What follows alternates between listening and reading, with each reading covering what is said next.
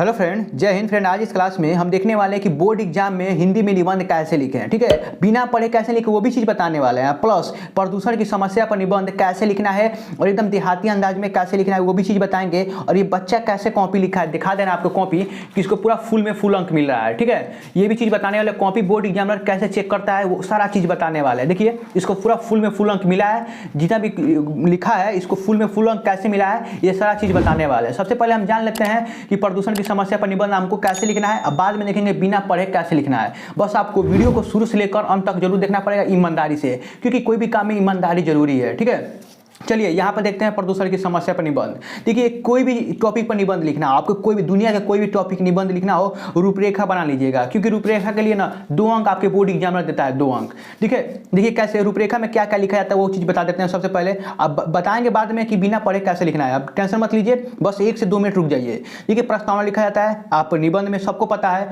और जो दिया जाता है टॉपिक उसका अर्थ, प्रकार, समस्या और इसकी समाधान कैसे किया जाता है। अब बाद में उपसंहार, इसके लिए 1 नंबर, इसके लिए 1 नंबर मिलता है, प्रस्तावना के लिए और उपसंहार के लिए। यही बोर्ड एग्जामिनर देखता है, बीच वाला नहीं देखता है। अब प्रस्तावना में आपका जो मन की बात है वो क्या है, और ये उपसंहार में भी आपकी मन की बात क्या है, ये चीज़ जानना मतलब जानता है बोर्ड एग्जामिनर। बाद में हम बताएंगे इसको कैसे बढ़िया से देहाती अंदाज में लिखना है। चलिए, प्रदूषण की समस्या पर जो आपको निबंध लिखना है तो इतना टॉपिक तो लिखना ही पड़ेगा, इतना हेडिंग बनाना पड़ेगा। और बनाने के बाद ना फ्रेंड्स, देखिए यहाँ पर आइएगा, यहाँ पर आपको सबसे पहले प्रस्तावना हेडिंग डालना है। ठीक है, यहाँ पर देखिए प्रस्तावना हेडिंग डालना है। अब देखिए, प्रस्तावना हेडिंग डालने के बाद इसको लिखना है, समस्या पर निबंध लिखना है तो आपको ये चीज़ तो लिखना सबसे पहले जरूरी है। ये चीज़ लिखेंगे ना तभी आपको 2 अंक मिलेगा। अब देखिए, 2 अंक पाने के लिए इतना तो लिख देंगे, उसके बाद आपको प्रस्तावना में क्या क्या लिखना है वो आपको बता देते हैं। बहुत बच्चों लोगों को पता नहीं होता प्रस्तावना में क्या क्या लिखा जाता है। देखिए, प्रस्तावना में लिखा जाता है मन की बात। क्या बोले हैं? मन की बात। मन की बात समझते हैं? देखिए, मतलब जिसे प्रदूषण पर लिख रहे हैं, प्रदूषण पर, तो प्रदूषण में आपका मन की बात क्या है, बोर्ड एग्जामिनर यही देखकर नंबर देता है, क्योंकि यहाँ पर आपके मन के बात पकड़ता है। क्या? मन की बात। देखिए कैसे लिखे हैं, हम लिखे हैं कि आज का मानव औद्योगिकरण के जंजाल में फंसकर स्वयं भी मशीन का एक ऐसा निर्जीव पुर्जा बनकर रह गया है कि वह अपने पर्यावरण का भी ध्यान नहीं रख सक रहा है। मतलब कहने का ये अर्थ है कि जो मानव है ना, मानव, इसको एकदम बढ़िया समझाएंगे। जो मानव है वो मशीन के चक्कर में पड़ गया है, और ये मशीन आ गया है ना, तो मनुष्य क्या हो रहा है, मनुष्य क्या हो जा रहा है, मनुष्य आलसी हो जा रहा है, आलसी। ठीक है, अब आलसी हो जा रहा है तो ये क्या आलसी हो जा रहा है, तो ये क्या कर रहा है, ये मशीन, ये पर्यावरण प्रदूषण कर रहा है, पर्यावरण प्रदूषण, ये प्रदूषण कर रहा है, क्या प्रदूषण कर रहा है। तो समझ में आ गया ना आपको कैसे लिखना है। ये मानव जो है ना औद्योगिकरण के युग में फंस के, ये मशीन के जंजाल में फंस के मनुष्य जो है ना एकदम पगला गया है, और ये क्या है ना कि अपनी असल जिंदगी खो बैठा है, और ये ना आलसी बन चुका है और प्रदूषण कर रहा है। तो आपको ऐसे ही लिखना है, जैसे आपको याद करने का ये ट्रिक बता दिए हैं। ठीक है, अब ये इतना लिखने के बाद लिखना है कि इसके कारण अब एक नई समस्या उत्पन्न हो गई है, वो है प्रदूषण।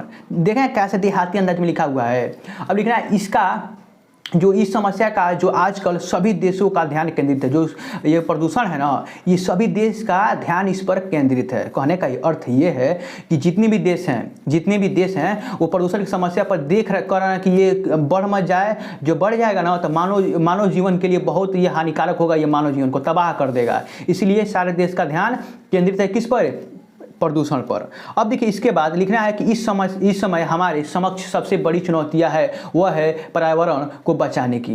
देखिए, ये आपकी मन की बात है, आपकी मन की बात में सेम ये भी लिख सकते हैं, और इसको बना के चढ़ा कर आप कुछ भी लिख सकते हैं। ठीक है, इतना तो समझ में आ गया ना। अब देखिए आगे समझते हैं कि जो प्रदूषण का अर्थ क्या होता है, आप बोर्ड एग्जाम में इसको लिखना कैसे है। देखिए यहाँ पर समझिए, सबसे पहले प्रदूषण का अर्थ क्या होता है और इसे बोर्ड एग्जाम में कैसे हम लिखेंगे। प्रदूषण, देखिए प्रदूषण का अर्थ हेडिंग डालेंगे, और लिखना क्या है कि संतुलित वातावरण में ही जीवन का विकास संभव है। जो हमारा वातावरण, जैसे मान लीजिए पेड़ पौधा है, ठीक है, ये पेड़ पौधा है, और ये पेड़ पौधा है ना, ये संतुलित वातावरण प्रदान करता है, और इसमें कहा है कि संतुलित वातावरण में मानव जीवन का विकास संभव है। यहाँ पर मानव जीवन डाल सकते हैं, और लिखिए पर्यावरण का निर्माण प्राकृतिक के द्वारा हुआ है। जो हमारा पर्यावरण है, जो है पेड़ पौधा, ये किसके द्वारा हुआ है, जो प्राकृतिक चीज़ द्वारा, प्राकृतिक जैसे पेड़ पौधा, ईंटा पत्थर, जो भी चीज़ प्राकृतिक में उपलब्ध है वो उस चीज़ से किसका निर्माण हुआ है, पर्यावरण का निर्माण हुआ है। जब वातावरण में कुछ हानिकारक घटक आ जाते हैं, कहने का अर्थ ये है कि जैसे मान लीजिए कार्बन डाइऑक्साइड आ गया, कोई भी जैसे क्लोरोफ्लोरोकार्बन आ गया, ये सब हानिकारक गैस हैं। क्लोरोफ्लोरोकार्बन लिख सकते हैं, बहुत सारे गैस हैं जो क्या कर रहे हैं, वातावरण को, संतुलन को बिगाड़ दे रहे हैं। जो वातावरण में देखिए मतलब क्या है, नाइट्रोजन है, ऑक्सीजन है, कार्बन डाइऑक्साइड है, ये सब चीज़ की मात्रा को असंतुलित कर दे रहा है। जब ये इसका निश्चित अनुपात वायुमंडल में है, वायुमंडल मतलब जो हमारे आकाश में क्या है, इसका एक निश्चित अनुपात है, इसको ये डिस्टर्ब कर दे रहे हैं। कौन से जो हमारे प्रदूषण जो हानिकारक गैस हैं वो उसको दूषित कर दे रहे हैं, जिसके कारण हमारा जो संतुलन बिगड़ कर दूषित हो जा रहा है। और ये गंदा वातावरण जीवधारियों के लिए अनेक प्रकार की हानिकारक होता है। देखिए जो हमारे जीवधारी मतलब उसमें हम भी आते हैं, जैसे जीवधारियों के लिए जो मानव है उसके लिए ये हानिकारक है, ये हानिकारक है। तो आपको इतना चीज़ थोड़ा इमेज बनाकर ऐसे आपको पढ़ना पड़ेगा, ऐसे पढ़ेंगे, बार बार पढ़ेंगे, याद हो जाएगा। और प्लस इसको याद करने वाली चीज़ नहीं होता है, अभी बिना पढ़े इसको कैसे मतलब सॉल्व करना है वो भी चीज़ बताएंगे, ठीक है। टेंशन मत लीजिए, जितना बता रहे हैं उसको सॉल्व करते रहिए। देखिए आगे इतना लिखने के बाद आगे आपको चलना है। आगे क्या था हेडिंग, प्रदूषण के प्रकार। प्रदूषण कितने प्रकार का होता है ये जानना जरूरी है। देखिए याद रखिएगा, प्रदूषण कई प्रकार के होता है। आप लिख सकते हैं मतलब वायु प्रदूषण, जल प्रदूषण, ध्वनि प्रदूषण, बहुत सारा रेडियोधर्मी प्रदूषण, बहुत सारा प्रदूषण होता है। आप जो भी हेडिंग आपका अच्छा लगे 2-4 हेडिंग लिख लीजिएगा। जैसे हम लिखे हैं वायु प्रदूषण। वायु प्रदूषण में आपको क्या लिखना है, देखिए लिखा है कि प्रत्येक प्राणी को स्वस्थ जीवन जीने के लिए किसकी आवश्यकता होती है, ऑक्सीजन की आवश्यकता होती है। मान लीजिए ये मानव को स्वस्थ मतलब एकदम पूरा बढ़िया से जीने के लिए इसको ऑक्सीजन चाहिए, O2 चाहिए, इसको चाहिए क्या, O2।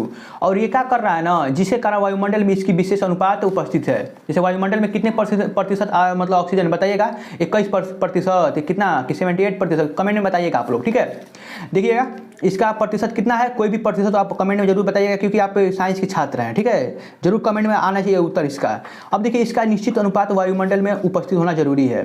अब क्योंकि जीवधारी सांस द्वारा ऑक्सीजन को ग्रहण करते हैं और कार्बन डाइऑक्साइड को छोड़ते हैं। जो ये मानव है ये ऑक्सीजन को लेता है, जैसे ऑक्सीजन को ये लेता है और कार्बन डाइऑक्साइड को बाहर निकालता है, सबको पता है।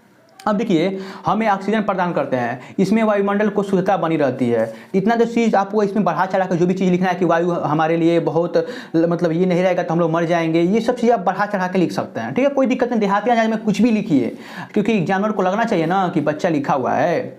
इतना तो आप बढ़ा चढ़ा के लिख सकते हैं। उसके बाद लिखना है जल प्रदूषण। जल प्रदूषण में आपको लिखना है जल को जीवन कहा जाता है। मान लीजिए हम देखिए गढ़ई तालाब देखे होंगे अपने गाँव में ना, तो जल को जीवन कहा जाता है। अगर ये गढ़ई मतलब जो पोखरा होता है, अगर ये गर्मी के मौसम में सूख जाता है, देखिएगा जो हमारे जानवर होते हैं वो तड़प तड़प कर मर जाते हैं पानी बिना। देखिएगा जो जंगली जानवर होते हैं लोग, ठीक है।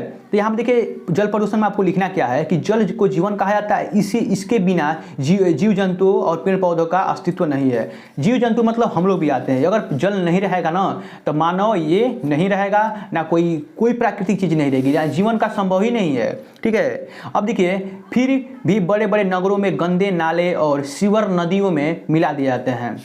कहने का अर्थ है कि जो फैक्ट्रियाँ होती हैं ना, फैक्ट्री जो हम लोग का नाला होता है, नाला का पानी आता है वो नदियों में मिला दिया जाता है। ये जो नाला होता है, ये नाला का पानी नदियों में मिला दिया जाता है, जिसके कारण क्या होता है ना, जो पानी होता है, जो हमारा जो भी समुद्र है, वो जो भी नदी जो भी चीज़ है वो गंदा हो जाता है। और कारखानों का सारा जो खराब जो भी जल होता है, जो मतलब एकदम हानिकारक जो जल होता है वो भी मिला दिया जाता है। किसमें, नदियों में मिला दिया जाता है। नदियों में मिला दिया जाएगा तो मछलियाँ कई देखिएगा अपने गाँव में देखिएगा मछलियाँ कभी उलट जाती है पानी में, क्या होता है वो कंपनी का जो होता है ना पानी इसमें छोड़ दिया जाता है, और इसी कारण क्या होता है मछलियाँ मर जाती हैं।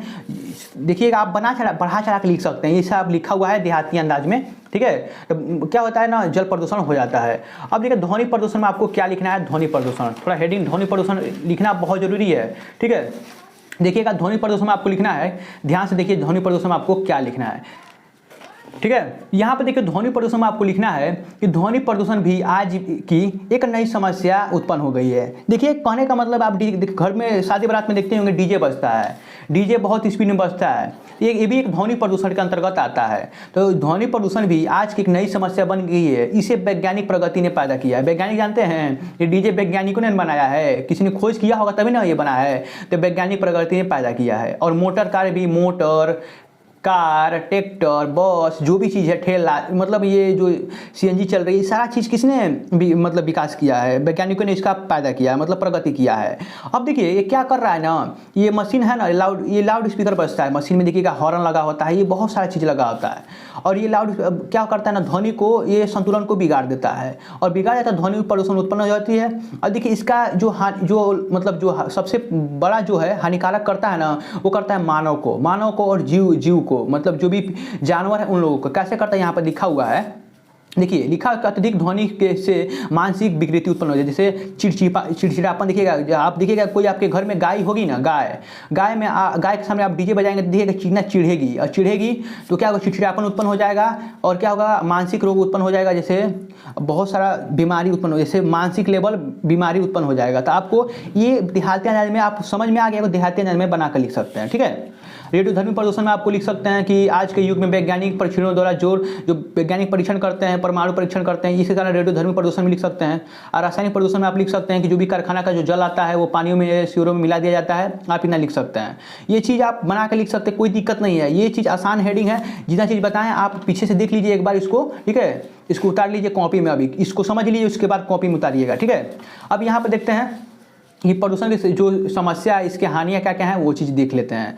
जो देखिए बढ़ती हुई जनसंख्या और औद्योगिकरण ने विश्व के समूह प्रदूषण की समस्या पैदा कर दी है। देखिए जनसंख्या, हमारे भारत में जनसंख्या बहुत वृद्धि हो रही है, जिसके कारण ये क्या हो रहा है ना, जिसके कारण प्रदूषण पैदा हो रहा है। लोगों के पास शिक्षा नहीं है, और शिक्षा नहीं रहेगा तो प्रदूषण लोग करेंगे, कबाड़ करेंगे ही। इसके कारण लिखा हो कि बढ़ती हुई जनसंख्या और औद्योगिकरण ने विश्व के समूह प्रदूषण की समस्या पैदा कर दी है, और कारखानों के धुएं और विषैले कचरे के बहाव तथा जहरीली गैसों के रिसाव से आज का मानव जीवन समस्याग्रस्त हो गया है। देखिए जो कारखाने से जो जल निकलता है, धुआं निकलता है, ये क्या कर रहा है, मानव को तबाह कर दे रहा है। आप यहाँ पे लिखा है समस्या क्या है, ठीक है। यहाँ पर समस्या लिखना है तो मानव को ही समस्या अधिक उत्पन्न हो रही है, और जीव को लिए, जानवर के लिए, पेड़ पौधों के लिए, सारा चीज़ के लिए ये क्या है, प्रदूषण की समस्या उत्पन्न हो रही है, ये सब चीज़ से। तो आप लिख सकते हैं, देखिए लिखा हुआ है, लिख रहा है कि इस प्रदूषण से मनुष्य जानलेवा बीमारी शिकार हो रहा है, और कोई अपंग हो जा रहा है, तो कोई बहरा हो जा रहा है, तो कोई मानसिक कमजोरी के शिकार हो जा रहा है, किसी का कैंसर हो जा रहा है। देखिए बहुत सारा प्रदूषण है। मान लीजिए आप गिलास लेते हैं, आप प्लास्टिक गिलास में आप गर्म चाय पीते हैं, वो भी कैंसर का एक ग्रुप है, मतलब कैंसर आपका होगा तो होगा। ब्लैक पन्नी में आप समोसा लेके जा रहे हैं, वो भी कैंसर का ही रूप है। कोई भी आपको प्लास्टिक में गर्म चीज़ नहीं रखना है और ना ही गर्म चीज़ खाना है। गर्म खा रहे हैं तो मान लीजिए कैंसर की शिकायत है, क्योंकि आपसे कैंसर हो सकता है 100%। देखिए अभी कोई भी हो, आप लोग मतलब प्लास्टिक की चीज़ में कोई भी गर्म सामान यूज ना करें, ठीक है। देखिए इसका समस्या का समाधान कैसे कर सकते हैं, जैसे मान लीजिए आप क्या करिए, प्रदूषण मत फैलाइए। समस्या का समाधान करना है, प्रदूषण मत, कचरा मत फैलाइए, धुआं मत फैलाइए, और जो भी चीज़ है बहुत सारा चीज़ नहीं करना है, मतलब डीजे मत बजाइए, जल में जो है कबाड़ मत डालिए, आप जो भी चीज़ है फैक्ट्रियों का जल पानी में मत बहाइए। आप ऐसा लिख सकते हैं, जैसे लिखा हुआ है वातावरण को प्रदूषण से बचाने के लिए वृक्षारोपण करिए। वृक्षारोपण तो पहले जरूरी है, वृक्षारोपण करें तो थोड़ा बहुत कम होगा।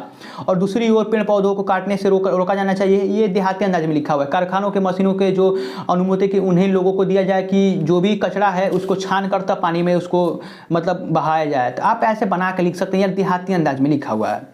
समाधान लिखने के बाद उपसंहार में क्या लिखना है, यहाँ पर देखिए उपसंहार में आपको देहाती अंदाज में ये उपसंहार लिखा हुआ है। आप अपने मन की बात लिखिएगा, क्योंकि ये है ना, ये एग्जामिनर यही चेक करता है। पर देखिए उपसंहार में कहता है प्रश्न की मतलब खुशी की बात यह है कि भारत सरकार ने प्रदूषण समस्या के प्रति जागरूक है, ठीक है, जागरूक है, बहुत बढ़िया। और उसने 1974 ईस्वी में जल प्रदूषण का निवारण अधिनियम लागू किया था। कब किया था ये याद रख लीजिएगा, 1974 में। 1974 में इन्होंने लागू किया था कि क्या इसमें क्या करेंगे ना, इसी प्रकार नए उद्योगों को लाइसेंस देने और बने कटाई रोकने के लिए दिशा निर्देश नियम पालन। देखिए मान लीजिए कि कोई भी क्या करेगा, जल में कचरा मतलब जो हमारे नदियों में जो कचरा डालेगा वो लाइसेंस लेगा।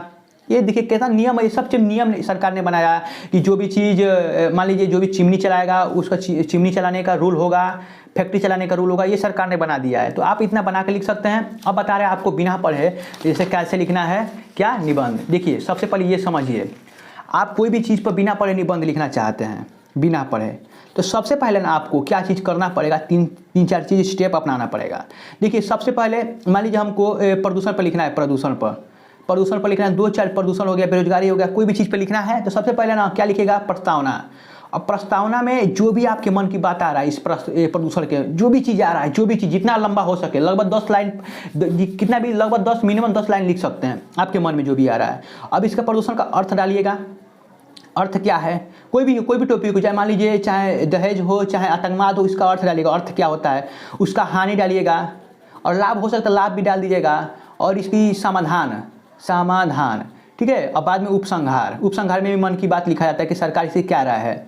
देखिए कोई भी चीज़ पर टॉपिक निकल, मान लीजिए हमको लिखना है, क्या लिखना है, हमको लिखना है दहेज, दहेज, दहेज पर लिखना है तो दहेज में प्रस्तावना, इसका क्या अर्थ, मतलब आपके मन की बात लिख सकते हैं। इसका अर्थ क्या है, इसकी हानियाँ क्या है, इसकी लाभ क्या है, इसकी समाधान कैसे किया जा सकता है, इसका उपसंहार कैसे किया जा सकता है। ये 1 2 3 4 5 6 टॉपिक बना के लिखना है बस। प्रस्तावना, अर्थ, हानि, लाभ, समस्या, समाधान, इतना लिख लेंगे, बिना पढ़े आप लिख सकते हैं यार। ये कोई रटने वाला चीज़ नहीं होता है। निबंध मन की बात होता है, निबंध में मन की बात लिखा जाता है, मन की बात, ठीक है। तब इतना तो चीज़ समझ में आ गया, बिना पढ़े कैसे लिख सकते हैं। देखिए मान लीजिए दहेज पर लिखना है तो थोड़ा बहुत पढ़ लीजिएगा, अंदाजा हो जाएगा दहेज पे कैसे लिखा जाता है। 2-4 चीज़ जो टॉपिक पर निबंध आप याद कर लीजिएगा, याद नहीं पढ़ लीजिएगा, उसके बाद बिना पढ़े तो लिख ही सकते हैं, कोई दिक्कत नहीं है। इतना चीज़ समझ में आ गया होगा, तो हमको उम्मीद है कि आपको एकदम बढ़िया समझ में आ गया होगा। तो मिलते हैं अगली वीडियो में, जैसे तब तक के लिए जय हिंद, जय भारत।